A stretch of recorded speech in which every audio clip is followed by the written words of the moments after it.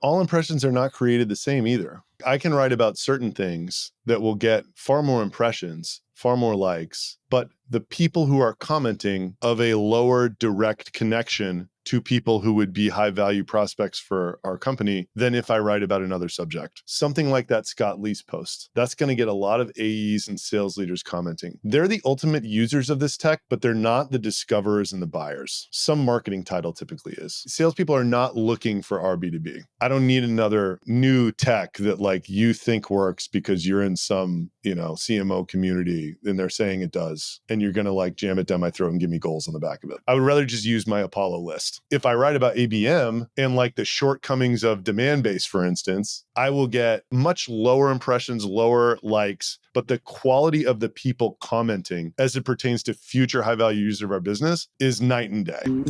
Exit.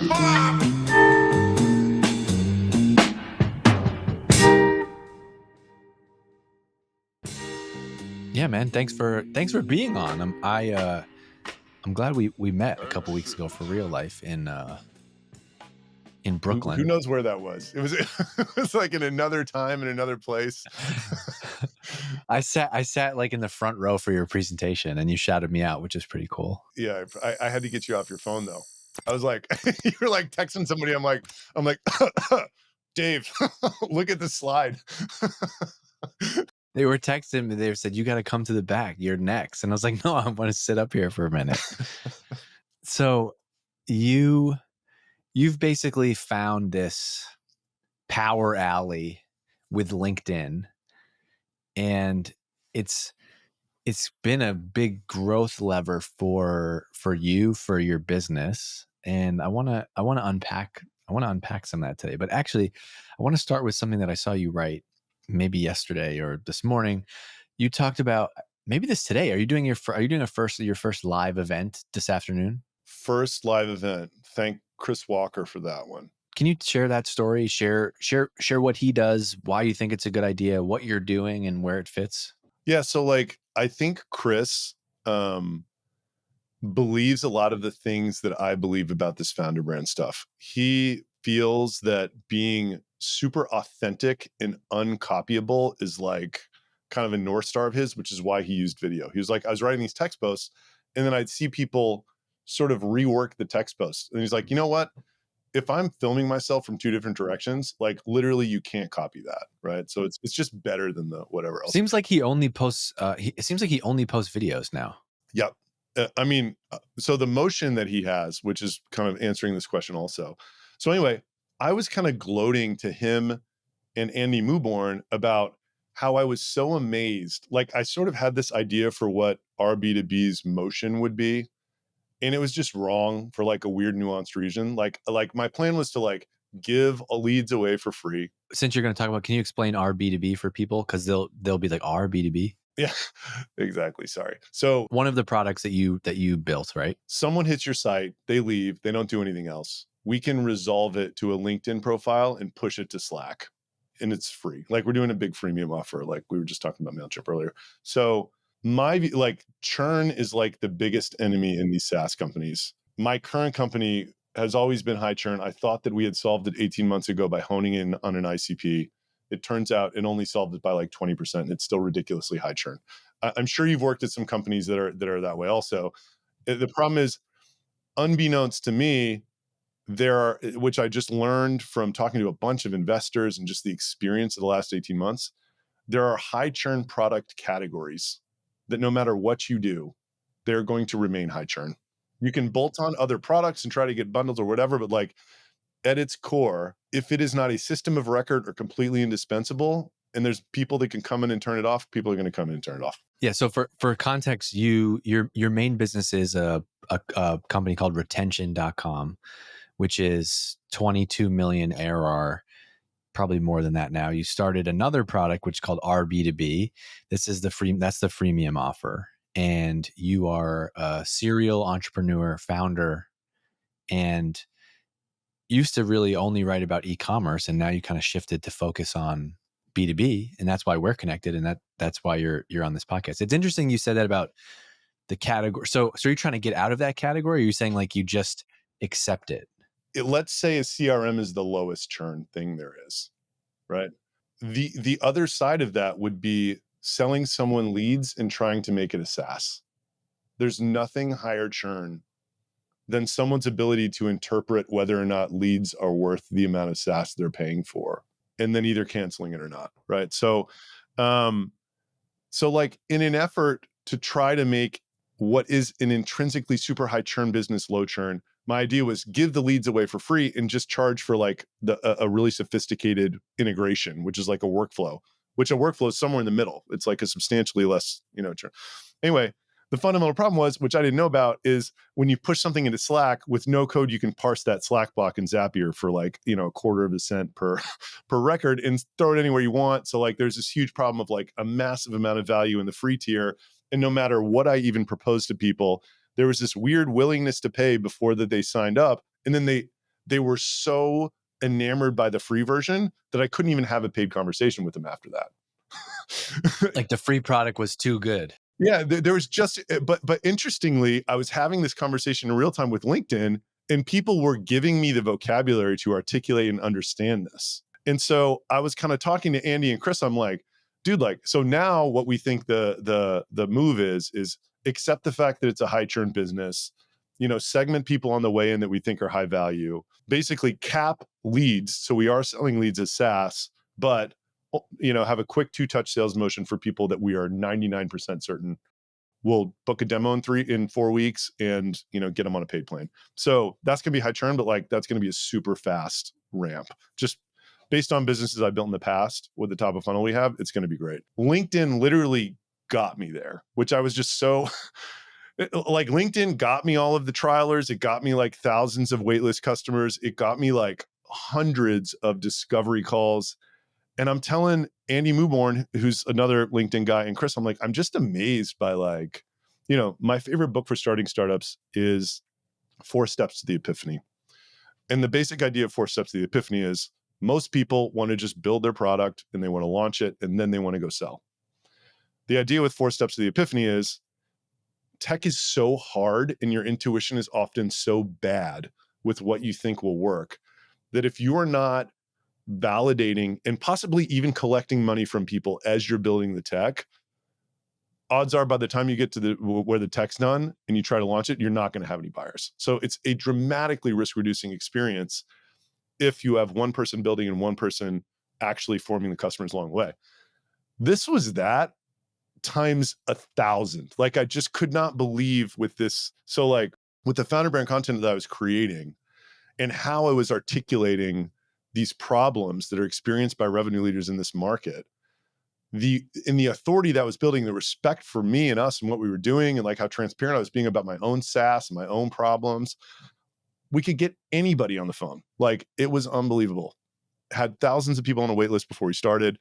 And then as we launched, I'm like making posts about like, I literally was thinking people would like see the Slack block, be like, oh, like all I got to do is pay $4.95 to like push these to outreach or whatever. Done. Like not one person did that. Like not even a single person out of, we've had 6,000 signups did what I thought that everyone was going to do. Right. And I'm kind of blogging about this in real time, and hundreds of people would write back with their suggestions about what I should do, And I was just like, how incredible is this? Like a couple of people commented in the comments, they're like, this is the best execution of marketing and product I've ever seen in my life. Also, like you're getting real-time feedback, and then there's these founders who are like, I don't understand how you can write that because you're just admitting that like what you're doing is not working at all, you know?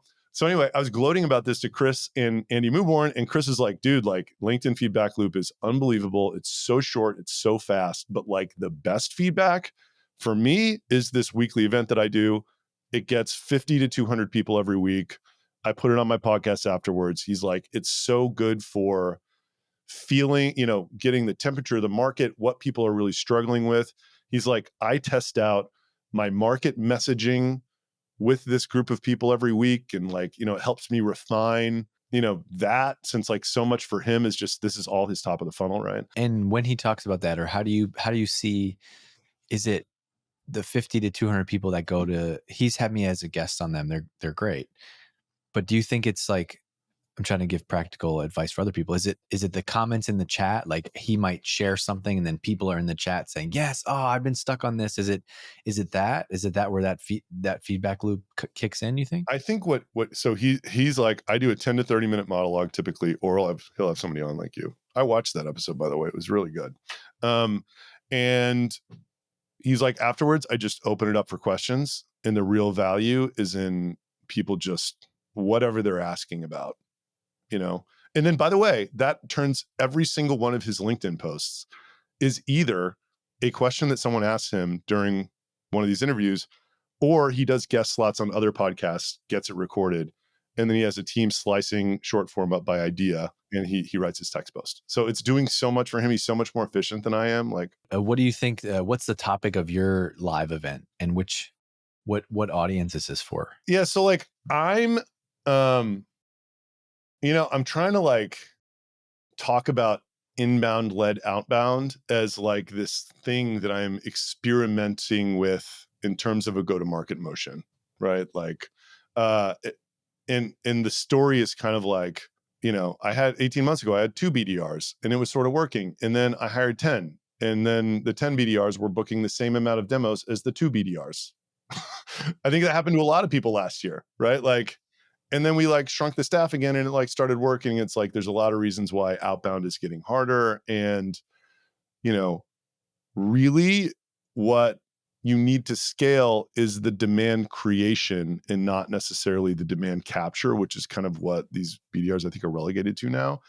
So I'm describing that entire way of doing things as inbound led outbound, right? And like, what does it mean for me? It's like, well, LinkedIn is perfect because I'm selling into people. It's the magic alignment between me being my ICP and my ICP living on LinkedIn. And it's an incredible awareness generator for me and for us. Then the other thing that I'm doing is I was on 9 podcasts last week. I'm trying to be on every single guest slot that I possibly can, because even though people, I don't know what kind of listenership you have, I'm sure it's great, but like the people who are listening to this are like fanatical, they're so devoted. And it's like I get elevated in their mind just because I'm talking to you. So like it's like even if 50 people listen to one of these 9 podcasts that I did last year for an hour, it's totally worth it, because that's also creating the initial demand that might bring somebody back to our website, which then we can sort of use our own tech to identify them and try to bring them back again, and like whatever. That's the idea. All right. And so you're doing a live event. So this is a live event and you're gonna hopefully, so is this for the live event is for our B2B?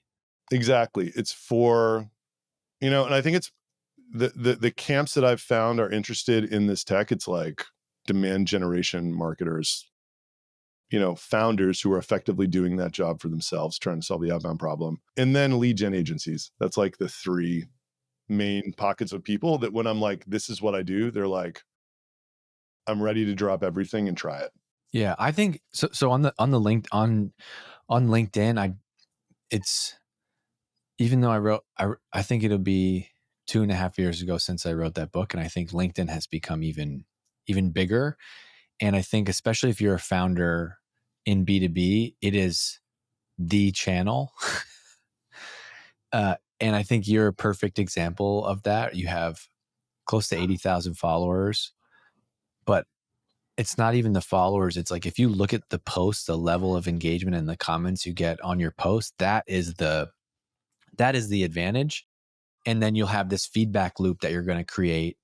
Like, and so you're going to go do this event, right? You're going to do this. And this is what I talk about all the time, is how we've turned my LinkedIn following into a business with Exit 5. That was the whole strategy. But you write on LinkedIn, you get feedback. Now you have ideas for other things. Okay, this topic would be great to do an event about, or this would be a podcast episode. Or man, that podcast episode we did with Adam on X, Y, and Z topic was really popular. Oh, we're doing an event in 3 months. Like, who should we have speak at that event? It's going to be Adam. And so I'm not like trained up in marketing as demand gen or ABM or even product marketing, I'm good at two things. I'm good at copywriting and storytelling, and I'm good at content and social media and like building an audience. And that's basically, I don't really have any like frameworks and playbooks. I know how to write online, get and hold attention. I know how to use the feedback loop. I know how to basically take ideas and be like a tastemaker for which content we should go and create. And I like talking to people like you because I think this is a skill that I'm not able to articulate for like a secret ingredient that you can use to be good at marketing. And we've talked about it a little bit on this podcast, but I like to do like specific episodes on LinkedIn because I think still people are sleeping on it. Devin Reed, who's a friend of mine, he runs content at Clary. He wrote a post the other day about how like a year ago the CEO at Clary like didn't do anything on LinkedIn, and now he's been writing on LinkedIn and they've grown like 12 million impressions, some absurd number in revenue and pipeline. And I just commented on that and I was like, damn, imagine if your CEO didn't have time to play around on LinkedIn, because there is this narrative out there sometimes that's like, well, the founder CEO doesn't have time, or like, I love my other favorite narrative, like there's so many people out there who are doing good work that are not showing up on LinkedIn. I'm like, I'm sure there are, but there's an advantage if you can write. And I think what you've done is you have taken this, like, I'm going to stand out by being transparent. I'm not going to give two F's about what people say or think about me. I'm going to share my journey. I'm going to try a bunch of stuff. I'm going to be transparent and I'm going to use that. And it's worked perfectly to help you grow the business now. Yes. And by the way, I'm the CEO of 2 startups, right? Like one of them has 60 people and the other one has 5 and is 8 weeks old, which in many ways is even more challenging, you know? So, but like, I really do believe and look, I'm trying to get more efficient at it. I'm trying to get more out of what we're doing, all that stuff. But like, if you, like you said, if you're in B2B and you can actually figure this out, there just can't be a better channel than it, right? Like I see what it's doing for it's incredible what it's doing, right? Like I mean, and this is like it gets into like it's like, well, what's incredible about it? It's like I can now walk into an event like Golden Hour and I just stand there, and I'm sure this happens to you too. I just stand there, and groups of 2 people will come up and be like, "Man, love your stuff, like so awesome, like."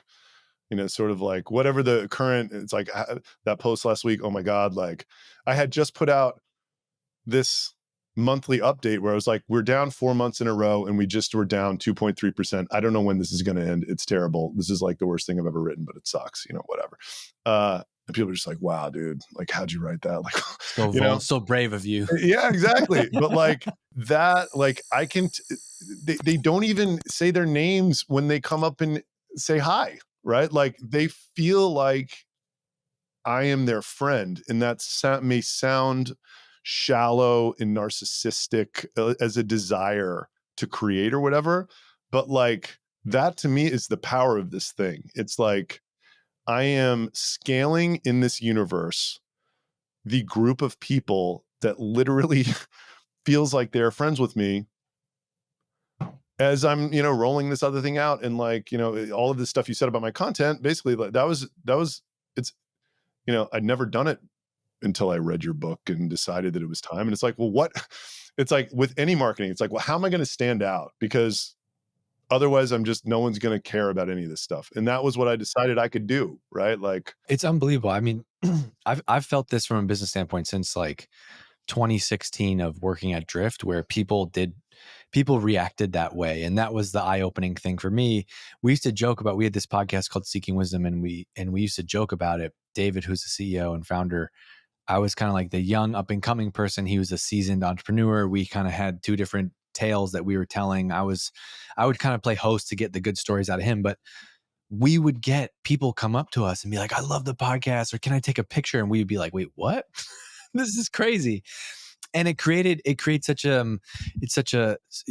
this audience of like super fans and people who actually know you. And some of them will buy your product, but most of them don't. And that's actually totally fine, because they will spread your message and evangelize your thing.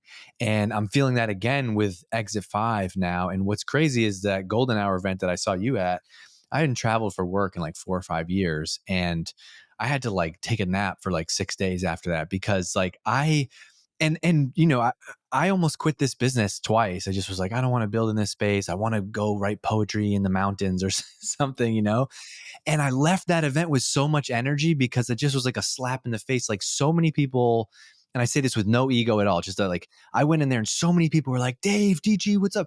Can we hang out? We take a picture. I talked to, hey, that thing that you wrote. And I was like, wait, this many people, like I hadn't felt that in person in so long. I was like, this many people know who I am and what I'm doing because I write on LinkedIn. That is crazy. And so it would be silly of me to not build something in this space. And it does create the advantage. However, you're really good at this. And I think that there is a lot of advice from like kind of online, digital writing, that whole digital writing crew who loves to tell you just write online and the future will unlock for you. Like, not really, because anyone can write online. Like you have you have to have something to say, and you're a good example of that. You're sharing transparently. Like, can you maybe talk about what your content strategy is? Let's get into the nitty gritty of like, what did you start writing about? How do you write? And I want to know everything from like, like, do you post, do you comment? You talk to some of it in that talk, but I want to like people love that. Like, do you schedule posts? How do you comment? How do you come up with topics? You've done some crazy stuff like doing a documentary. Let's start at the beginning and talk about first, how did you decide what to write about and what level of transparent to be? Yeah. So like I was willing to be very transparent about what was going on in my business and my financials because I felt like I was bootstrapped. It was kind of remarkable at the time I started writing. We were 12 million AR and had 6 people. So like I had noticed that just saying that and saying nothing else, people were like, "Holy crap!" And one Yeah, of my friends was hey, like, look, I'm not a big math guy, but that's $2 million per employee. That's a good benchmark, right? so like, but that kind of got me thinking. It's like, okay. And one of my friends was like, well, it's just because everyone else makes less money and has more employees, you know? So like, I kind of like, but then we hired a bunch of people. Now it's, 22 million, whatever. It's not like that anymore at all. Do you think you had the confidence to share those things because you are bootstrap? Like, it is your business. Yes. I do feel like in the venture back world, there's so much like we don't want anybody to know what our actual revenue is because that's how you show the cards to VCs for future rounds. And is there something in there? I think yeah, absolutely. A lot of what I do, I mean, I didn't want this to be about 6 cents at all, but like, I don't think a venture back company could have done that back to them. Right? It's got to be some wild man that doesn't care. I don't know. Maybe they could have. Maybe somebody would have. I don't know. But like, uh, I think not being. So here's what I think. I think so long as everything is great, you have a lot of rope to hang yourself with if you're venture backed or private equity backed. The second something goes wrong, It's very true. yeah, the second it's not absolutely perfect and it is like 1 inch away from what you promised them, it's like, I don't even care if they don't have control of your company. Like it starts, from what I understand, it starts being this enormous psychological pressure from someone that believes they understand your business because they are rich and probably got that way some completely different way than your business. And it just, they make you feel bad about everything you're doing. So I think it would very quickly, whether or not it was an explicit directive to stop being so transparent, like I think they would belittle you into, stopping this. Like last month would have been a great example. It's like if I would have gone to some investors and been like, I'm about to put out a very long post about how we've been down 4 months in a row and we're down 2.3% this much. Like, what is the possible upside that you're going to get from that? Right? Like, why in a million years would you put that out for everyone to know? I mean, for me, the only reason, and by the way, it was terrible to put out, but like the only reason I put it out was because I'm committed to doing it at this point. And I know I've just been told by so many founders, like, I love that you keep it real. Everyone is hurting right now in SaaS. No one else is saying that they are. Right? Like, there's not a single other brand that is just like, I am getting my teeth kicked in at this moment. And here is literally the path that, like, here's how bad it is. It's why like memes, it's why like memes and jokes, and it's almost like the best comedians are the ones who just say the most like relatable stories from daily life. So I'm pumping my gas, and you're Yeah. like, yes, and that's what makes it I bump funny. my It's gas. like that's what's relatable. It's like, wow, this guy is the CEO of a $20 million SaaS company, and he's talking about how he's having a really hard time right now. Like, shoot, nobody's doing that. And we don't even have to argue the pros and cons of bootstrapping and venture capital. I'm just talking about from like a attention standpoint. If you're going to play the game on LinkedIn, you're going to, if you're most likely not going to be able to say anything in the other camp. Here you are kind of exposing everything that you're doing. It's a way to help people separate the signal from the noise, right? Totally. No, so number one, circling back to like number one, you just have to be different, right? Like, I think when you're thinking about what your content strategy is going to be, like, you can't copy me because I've already done it, Right. right? And Like, actually for so a lot of people that are listening will be will work at venture back companies. And so like we're not railing on that. I just think what the lesson that I would take from this is, oh, if that's you and you're not willing to share transparent stuff about metrics and financials, then you can't just come with vanilla content. What's your angle going to be? Is that how you totally. would think about that? Exactly. Okay. Like, what separates you from the sea of, everybody else's content out there? Because if you really want this to work, it has to break through in some way, right? Like, you have to offer something that nobody else is. And that's, I think, the difference between okay and great, right? Like, and by the way, like, okay is fine for a lot of things. Like, you can be okay at this game, and it can serve the purpose of when you're trying to hire someone, somebody does research on you. They look at this, they can see what you care about, what it's like working at your shop or whatever. That's still enormously valuable. It's just not going to be this gigantic electromagnet pulling people in from your target audience, right? But this any marketing, by the way, it's not just LinkedIn. It's like, if you are not different, it's not going to work. Well, it's just not. Okay. So lesson number one be different, have something to say. Now let's talk about how do you turn that into, how do you turn those crazy founder thoughts about being different into actual writing? This is where I hear from a lot of founders or people that work with founders. This is where things break down. Like Yep. they got all the thoughts, but how do I actually turn them into writing? So I can send you my golden hour slides, which I think are insightful to just flip through in general, which which tells this whole journey. But like, long story short, for me to hit what Devin Reed calls content market fit, it took 12 months. And my starting point, which I would actually recommend, is I worked with a ghostwriter. And I think the advantage of working with a ghostwriter is like, well, I think if you were like a marketer and you were to go to your CEO and be like, you need to post on LinkedIn, you would get two types of objections. One is, I don't want to be famous, which I would call bullshit on, because you're not actually going to be famous. And there is nothing more effective for the growth of every part of your business than you being famous in this small world. Then the second set of objections are things along the lines of, I don't have time to do this. I don't know what I'm doing. I don't want to get on that treadmill. I don't, right? So the ghostwriter knocks out all of the second type of objections. And it doesn't require a lot from the CEO.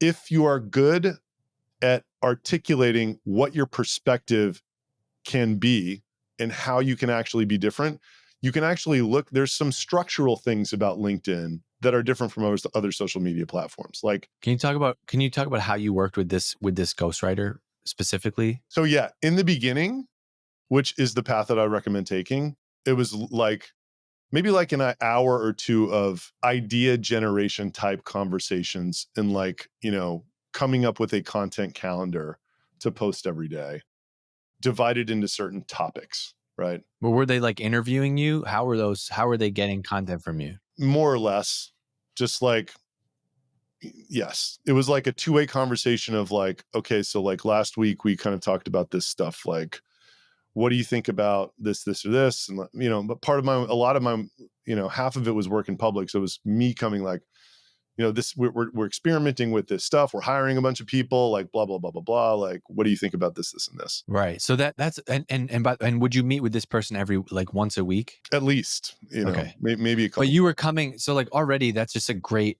and I'm repeating this back because I think even if you don't hire a ghostwriter, marketers that listen to this, you could do this in house with your founder, or key exec or whatever. Like we got a 30-minute meeting on the calendar. I've done this in the past with founders. But what I think is great is you kind of already had this theme, which is like you weren't like, let's think of quotes that I like and like inspirational sayings. You're like, no, basically this is almost like a live blog of us building this company. And then the content there becomes easier than trying to think of something witty to say, right? So I heard another example that I just think is so helpful. I was just like, yes. So I was talking to the CEO of this company called Aligned. They're like a sales, I don't know exactly what it was, some kind of PLG sales tech. And he was talking, he's actually had a couple posts do really well. And he's been every part of the sales org at venture-backed startups before. So he's like, I've realized that work in public for me is talking about when I was VP sales at my last company and all of the weird pain that I was experiencing then.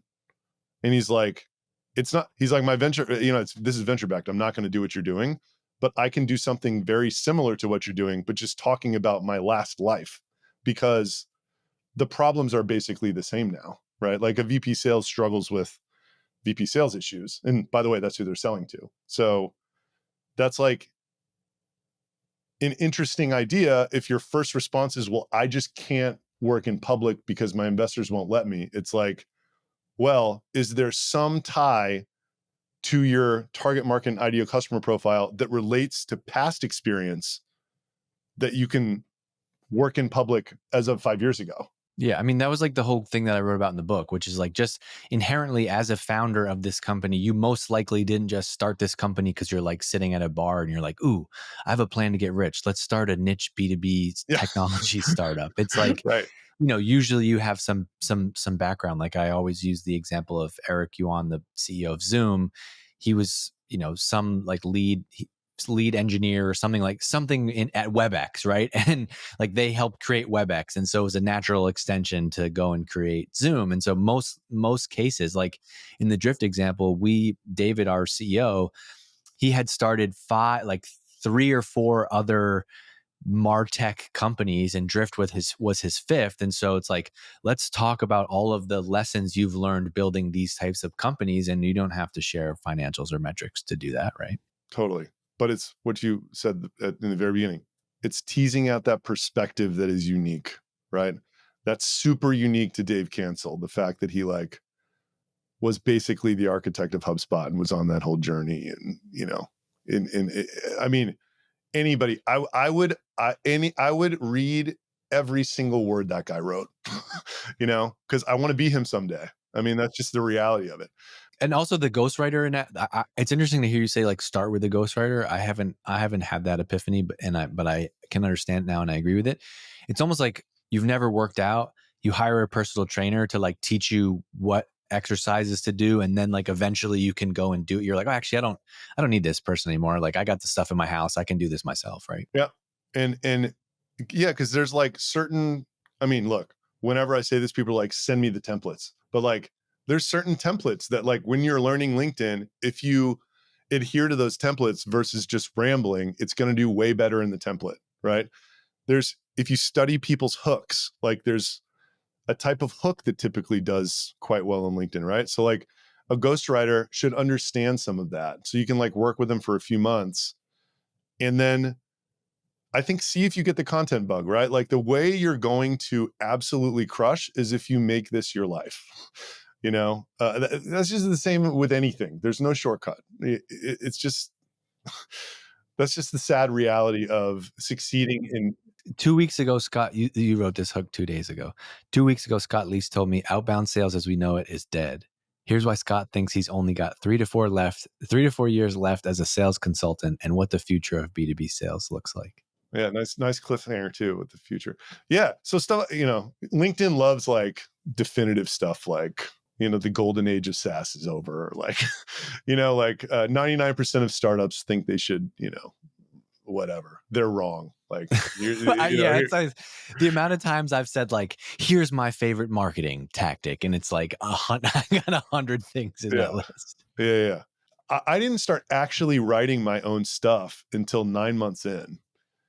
And it was really hard. That's another reason why I think dealing with a ghostwriter is an okay idea in the beginning if the CEO is like, no, I'm not going to do it. It's like, well, if you're in the B2B space and he's saying no, propose, are you willing to work with a ghostwriter for 3 months and spend 1 hour a week with them to just see if you can start seeing the benefit of this?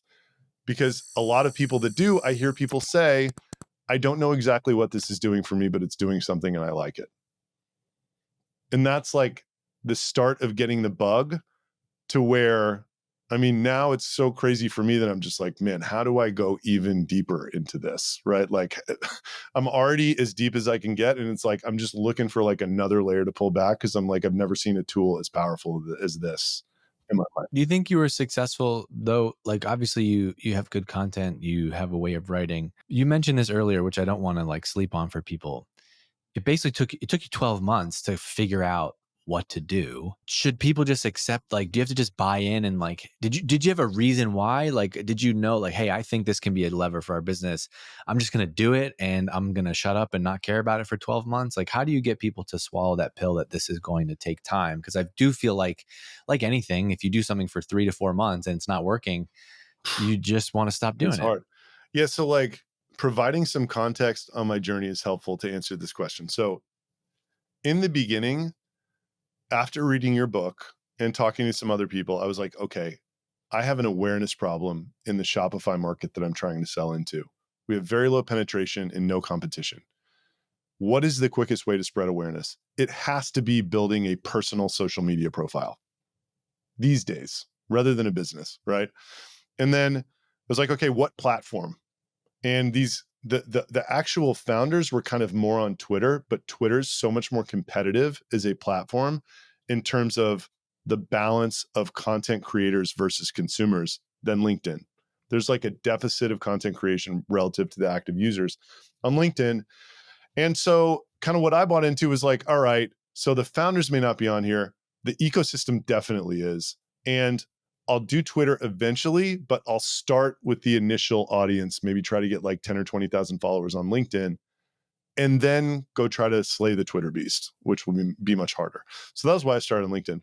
It wasn't like it wasn't working. It just wasn't doing what it is now, which is perfect product or perfect content audience fit or whatever it's called, content market fit, the Devin Reed term. So it was definitely creating like, it was doing some of this stuff that I was talking about. The thing that it never did was like reliably source real business meaning like it wasn't booking us sales demos in the ecom world. But I think that's because the ecom founders were not living on LinkedIn. Whereas like now it's like, it is like there's a linear connection between the amount of impressions we get in a week and the amount of signups for our B2B that we have, right? It's like a very easy thing to see and say that that's entirely responsible for that. But it's interesting because it's like the way to grow impressions is to not actively promote your product. Yeah. Like, for example, if you look at all of your posts from the last couple of weeks, right? The one with the least engagement, do you know what your post with the least engagement is, if you had to guess? I think it's probably the one I put out yesterday on the event, trying to promote my event because it was Exactly. promoting it. Right. Right. Now, however, I do notice a weird thing. Like if I promote the Exit 5 newsletter, I might get like 6 comments on that post, which is not very many comments for a post of mine. But if I go look in like my HubSpot analytics, I'll see 200 new email subscribers that day. And so I feel like people are seeing it and it's like a prompt for them to go do it. Now, if I only posted that though, it wouldn't be able to drive any results. So I don't have any doubt that you drove hundreds of signups from that post. But my point is like, it's hard for people to think about in the marketing strategy of the business when you have goals and stuff because we want more. It's like, okay, well, if we grow impressions from Adam's account, we're going to grow more signups. So how do we get more people to sign up for the product? Well, let's talk about the product more. And it's actually no. You have to do the more top of the funnel things that just lead to overall more awareness for Adam, more awareness for our B2B is eventually going to drive more people back to our website. And it's just not very like linear step by step, right? All impressions are not created the same either. Like I can write about certain things that will get far more impressions, far more likes, but the people who are commenting are of a lower direct connection to people who would be high value prospects for our company than if I write about another subject. For example, something like that Scott Leese post, that's going to get a lot of AEs and sales leaders commenting.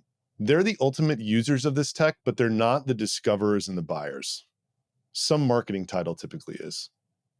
Does that make sense? Like the salespeople are not looking for our B2B. Like if anything, they're like, I don't need another new tech that like you think works because you're in some, CMO community and they're saying it does. And you're going to like jam it down my throat and give me goals on the back of it. Like I would rather just use my Apollo list, right? Like, but salespeople are, I believe, the largest cumulative group of people that are actually doing their jobs on LinkedIn. So it gets the highest engagement. And it's not like it's totally unrelated because it like is B2B SaaS and it's good to have awareness in that universe. But like if I write about ABM and like the shortcomings of demand base, for instance, I will get in incredible much lower impressions, lower likes, but the quality of the people commenting as it pertains to future high value users of our business is night and day. Yeah. You Are you know? going to get a demand based lawsuit also? Are you trying to get one from them No, also? I'm Not yet. friends with their CRO. Not yet. It's just so helpful when these people see. Like I knew you knew. Like it's like some of these people commenting. They're like, oh, like this is whatever. I'm like, there's not. It's like if you've ever started something from zero, you immediately recognize the opportunity of someone serving you a cease and desist who's like a dream competitor, right? Like not even like I'm not even worthy of being competition to them. They didn't even send me a cease and desist for this reason, but then I can say back it's because they're scared. You know what I mean? Like running this David and Goliath. One time, yeah, there's just little I would think that stuff is fun. Like people Yeah. get so mad about it. This is like what's fun. We're all just playing a game here. And there was one time at SaaStr, and I had Jason on the podcast last week. I should have mentioned this, but where they asked me to leave because I wasn't even doing anything. I wasn't even being a jerk. I was like filming it. We decided to not spend on a booth and not do anything. And I just did interviews. Like I'd walked around the floor and I just did interviews, and we had a camera crew, and they didn't like that so much. And David like tweeted out like, I just got a text from Dave Garrett. He's been kicked out of SaaStr. And it was like people pick that up, and it went mini viral. It's like you gotta look for those opportunities. And like I don't know if it's in the laws of power or the laws of startup marketing, but any opportunity to punch up, like you never want to punch down, but if you can punch up and take every advantage that you can get. Like if we saw a bigger company steal our messaging and we could screenshot that and show that they saw it, like you do this, you say, oh, so and so from so and so company signed up for our product, like that stuff is great. It's fine. Totally. Yeah. I mean, you asked me about what it actually looks like now, right? So now I write everything and I'm trying to do videos for a lot of it. So Sure. Where do you write? at this desk, but sitting. No, like do you like write in a Google Doc and then copy and paste it and schedule it into LinkedIn? What's that? What do you do? I use a consultant who works with other B2B founders named Alec Paul. He's very expensive and he's got a long wait list, but feel free to email me and I'll introduce you so you can join it if you want. So my Mondays are crushing. It's like all of my internal meetings, it's nonstop. I don't even get a lunch break. It's terrible. One of those meetings is an idea generation meeting that's 1 hour with Alec. And then there's a half-hour meeting that is related to inbound that is occurring off of my profile. Does that make sense? It's like a deeply integrated sales motion at this point. Like anybody that we want to talk to, we use my LinkedIn profile to talk to them before, during, or after they start using product. So Tuesdays, I have now mostly achieved an empty schedule except for other podcasts and now my own event. So that I try to dedicate to writing the 3 or 4 posts that I'm going to write.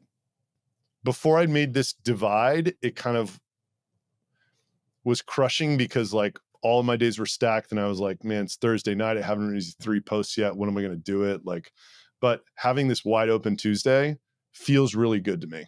You know, it like, I feel like it kind of needs space to write well or whatever.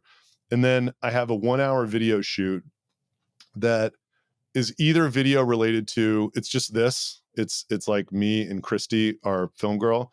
It's either talking heads related to the posts I wrote, or we're going to make another season of the docuseries in the fall. So she's building content so that we can put out, 5-10 episodes of like what launching RB2B was. And are you do you use a scheduler? Alec does so what Alec, the purpose he serves is sort of channels the ideas, how he views properly, make sure the hook is perfect. Because this was like one of the things that was bothering me about my ghostwriter. It's like at the end of the day, you're a customer of an agency. So like getting great work out of most agencies is very hard.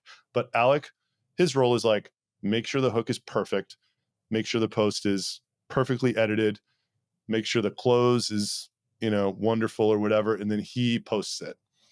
He actually does the posting. So I just write in a Word. I write in a Google Doc that is now 150 pages long. I just like push the post down and then he goes, edits it, puts it in links. So if you put, sometimes I just write and I'm like, the hook wasn't great, but whatever. But the reason you hire him and work with him is because basically that it ensures that every post is going to, no matter what you're writing about, there's going to be a proper format, a proper hook. Yes. And he has a partner that does this, they do this sales motion together. Does that make sense? There's like a semi-automated I got it. messaging thing in my inbox that they run. So basically you're searching for interesting ICP-ish people that have commented or engaged on their posts, on your posts, and will trigger some type of like, hey, thanks for the comment. By the way, did you know that we can blah, blah, blah, DM funnel flow? Yeah. Mm-hmm. Cool. Yep. Do you have any idea how much revenue that's generated so far? Well, I mean, the issue is we don't have the features built yet to monetize our B2B. Does that make sense? Right. Yeah. It's at 28K MRR or something. So 300K. Wait, so MRR. you're doing this play for the free product. So it's to get people to sign up. Oh, cool. Exactly. And it will not, very soon it will be free for like 80% of the world. And like, 20%, probably half of them will try to like charge. So is your LinkedIn like a mess? Like if you just log in right now, you just have like 600 messages. Like, can you still use it personally? Yeah, because they run a folder that's different than my personal folder. Does that make sense? They've got all of their activities in my other. And they keep my focus folder pretty clean. Do you have 2 folders? In the LinkedIn inbox? Yeah. You they can have a different folder that they pull all of their activity into. That doesn't exist. Yeah. You can create a new folder, other. I mean, maybe do you have other? I have other. That's like okay, spam. so they run their business out of the other, and then my stuff is in focus. But like, if I go into my connection requests, they only want to accept people, and we haven't even gone through and accepted the connection requests of the ICP visitors yet because it takes them a ton of time. But I've got like 8,000 pending connection requests. But I'm having a great time with this. The thing I'm interested in, and I'm wondering if you ever felt this, is in talking to Scott Leese, who you read that hook from. He was like, you're super excited about this, but you've only been doing it for whatever, a year or something like that. He's like, I've been at it for 10 years. He's like, I feel the weight of having to write these posts. He's like, it's real. It's like, well, you don't have to. He doesn't have to do it. Well, no one's telling. No one's he's making like, him. it's the only thing that keeps my little consulting business going. He's like, there's no other source of awareness. And he's then that's just the game. That's the game then, like that he's playing. And I'm not even saying this in a negative way. Like if that's your funnel, like there are definitely other ways to build. I think it's just like anything. I think it's a tactic. There are lots of other ways. it might be the most effective, and you might have to lay them all out. But yeah, it's like anything. It's like if that becomes the golden goose, like if you're so tied to that channel and that channel goes away, it could go away because like LinkedIn takes it away, or you stop being interested in it, and then you're like, well, I gotta find a new channel, and then, that is what it is. So for me, I was in a rut. I was definitely in like a 2-year rut, maybe 2-3 years rut. So like when I was at Drift, it was perfect because our ICP was marketers. They were all on LinkedIn. I could write about what we were doing. People liked our marketing and our brand. It worked really well. Then I went to Privy. Privy was in the e-commerce space. And so even though it was a SaaS company, like that world was more on Twitter. And like, I just kind of just like, I kind of hit a plateau. And then like, I just kind of talked about like what I was doing as a CMO, but like we only had 6 people on the team, and it was during COVID, and they cut like $1 million of the budget. And so like not that much interesting stuff was happening. And so I didn't have that much to write about. Then I was like a solo consultant, solopreneur, and I started writing about that, but it didn't really hit. When I committed to Exit 5, I went back all in on LinkedIn, and like I still had like 100,000 followers or whatever. But then my growth has like been back because now I'm like, it's purposeful again. And so I think whether you're you or Scott or me or whoever, I think it's like, it will work if you have if you see where it fits in the business. And so one of the reasons yours is working so well right now is because you're fired up about the businesses you're working on. You see very clearly how like LinkedIn will work to grow that funnel.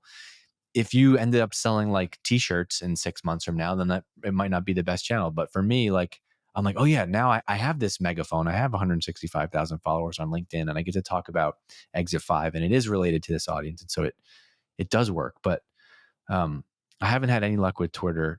I might even just delete it. It's just like the cesspool for me. I just tweet some random stuff sometimes, but LinkedIn is definitely where it's at. Yeah. So, all right, you got to go. I got to go. I'm doing a rare thing today. I'm recording 3 podcasts back to back to back. Nice. And so I'm going to go talk to this woman, Jen Herman, who is great at Instagram for B2B. So we talked about LinkedIn with you, but anyway, go find Adam on LinkedIn. You'll see him stirring the pot over there on LinkedIn. He's Adam Robinson on LinkedIn. Follow his stuff, connect with him. Check out his stuff. I think you've done a great job, and I've enjoyed getting to know you. I'm sure we'll hang out. Maybe I'll find a way to make a trip to Austin, and there's a good crew down there. I'll take you out on the boat.